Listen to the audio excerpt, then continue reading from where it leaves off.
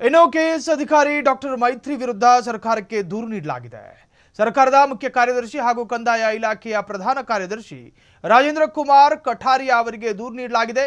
ಕೋಲಾರ ಜಿಲ್ಲೆ ಚೆನ್ನಿಗರಾಯಪುರ ಗ್ರಾಮದ 81 ಎಕರೆ ಗುಂಡು ತೋಪಿಗೆ ಮೀಸಲಿಟ್ಟಂತಹ ಜಾಗವನ್ನ ಚೆನ್ನಿಗರಾಯಪುರ ಗ್ರಾಮದ ಎಂ ಚೆನ್ನಪ್ಪ, ತಿಮ್ಮರಾಯಪ್ಪ, ಚೇತನ್, ಬಿಎನ್ ಕೃಷ್ಣಪ್ಪ ಸೇರಿ 51 ಮಂದಿಗೆ ಸರ್ಕಾರಿ ಜಾಗ ಆದೇಶ ಮಾಡಲಾಗಿದೆ.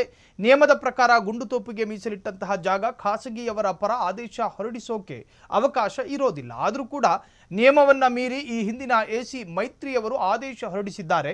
ಕೂಡಲೇ ಎಸಿ ಮೈತ್ರಿ ಹಾಗೂ ರಿಯಲ್ ಎಸ್ಟೇಟ್ ಮಾಫಿಯಾದವರ ಮೇಲೆ ಪ್ರಕರಣ ದಾಖಲಿಸಬೇಕು.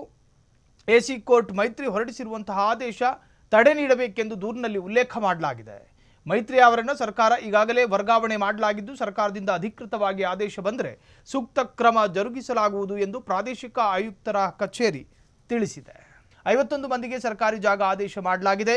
ನಿಯಮದ ಪ್ರಕಾರ ಗುಂಡುತೋಪಿಗೆ ಮೀಸಲಿಟ್ಟಂತಹ ಜಾಗ ಖಾಸಗಿಯವರ ಪರ ಆದೇಶ ಹೊರಡಿಸೋಕೆ ಅವಕಾಶ ಇರೋದಿಲ್ಲ. ಆದರೂ ಕೂಡ ನಿಯಮವನ್ನ ಮೀರಿ ಈ ಹಿಂದಿನ ಎಸಿ ಮೈತ್ರಿ ಅವರು ಆದೇಶ ಹೊರಡಿಸಿದ್ದಾರೆ. ಕೂಡಲೇ ಎಸಿ ಮೈತ್ರಿ ಹಾಗೂ ರಿಯಲ್ ಎಸ್ಟೇಟ್ ಮಾಫಿಯಾದವರ ಮೇಲೆ ಪ್ರಕರಣ ದಾಖಲಿಸಬೇಕು. ಎಸಿ ಕೋರ್ಟ್ ಮೈತ್ರಿ ಹೊರಡಿಸಿರುವಂತಹ ಆದೇಶ ತಡೆ ನೀಡಬೇಕೆಂದು ದೂರಿನಲ್ಲಿ ಉಲ್ಲೇಖ ಮಾಡಲಾಗಿದೆ. ಮೈತ್ರಿ ಅವರನ್ನು ಸರ್ಕಾರ ಈಗಾಗಲೇ ವರ್ಗಾವಣೆ ಮಾಡಲಾಗಿದ್ದು, ಸರ್ಕಾರದಿಂದ ಅಧಿಕೃತವಾಗಿ ಆದೇಶ ಬಂದರೆ ಸೂಕ್ತ ಕ್ರಮ ಜರುಗಿಸಲಾಗುವುದು ಎಂದು ಪ್ರಾದೇಶಿಕ ಆಯುಕ್ತರ ಕಚೇರಿ ತಿಳಿಸಿದೆ. 51 ಮಂದಿಗೆ ಸರ್ಕಾರಿ ಜಾಗ ಆದೇಶ ಮಾಡಲಾಗಿದೆ. ನಿಯಮದ ಪ್ರಕಾರ ಗುಂಡುತೋಪಿಗೆ ಮೀಸಲಿಟ್ಟಂತಹ ಜಾಗ ಖಾಸಗಿಯವರ ಪರ ಆದೇಶ ಹೊರಡಿಸೋಕೆ ಅವಕಾಶ ಇರೋದಿಲ್ಲ. ಆದರೂ ಕೂಡ ನಿಯಮವನ್ನ ಮೀರಿ ಈ ಹಿಂದಿನ ಎಸಿ ಮೈತ್ರಿ ಅವರು ಆದೇಶ ಹೊರಡಿಸಿದ್ದಾರೆ. ಕೂಡಲೇ ಎಸಿ ಮೈತ್ರಿ ಹಾಗೂ ರಿಯಲ್ ಎಸ್ಟೇಟ್ ಮಾಫಿಯಾದವರ ಮೇಲೆ ಪ್ರಕರಣ ದಾಖಲಿಸಬೇಕು.